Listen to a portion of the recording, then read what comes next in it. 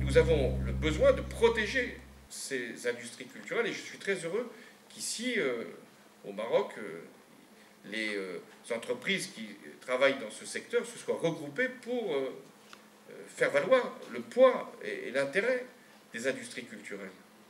Et nous, Europe et Afrique, nous devons travailler ensemble sur ces industries culturelles, produire ensemble du contenu, parce que dans cette technologie qui maintenant est notre quotidien, ceux qui vont avoir les tuyaux voudront également y placer les contenus.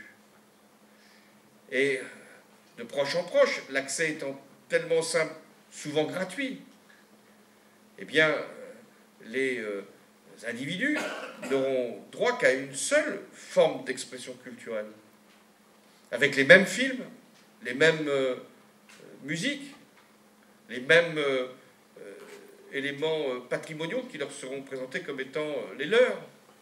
Ce qui peut créer, on le voit bien, à un moment, une frustration, une rupture, une contestation, et qui peut se transformer en violence, pour se faire reconnaître dans sa spécificité. Donc nous avons ce devoir-là. Il n'y a pas de coïncidence. Si je suis là, c'est parce que la francophonie, ce n'est pas simplement la langue de la France, c'est la langue française, parlée par beaucoup de peuples qui se l'ont appropriée.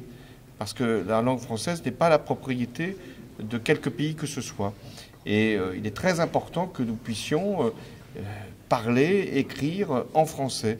Et aussi sur le plan économique. Les jeunes Marocains qui sont formés en français ont un atout aussi dans les échanges qui se feront et dont ils seront les animateurs pour gagner des marchés, pour conquérir des emplois, pour favoriser la croissance et le développement. La francophonie, ce n'est pas une survivance du passé, c'est véritablement un investissement dans l'avenir. Alors après, je suis là aussi parce que je suis un ami du Maroc. Comme président de la République, j'ai toujours voulu qu'il y ait la meilleure relation possible parce que nous avons beaucoup à faire ensemble. Et notamment pour porter des messages d'apaisement lorsqu'il y a des conflits. Je me rappelle ce qu'a été le soutien du Maroc lorsque la France est intervenue au Mali. C'était très important. Lorsque le président Ibeka a été élu, nous étions ensemble, le roi, Sa Majesté Mohamed VI et moi-même à Bamako.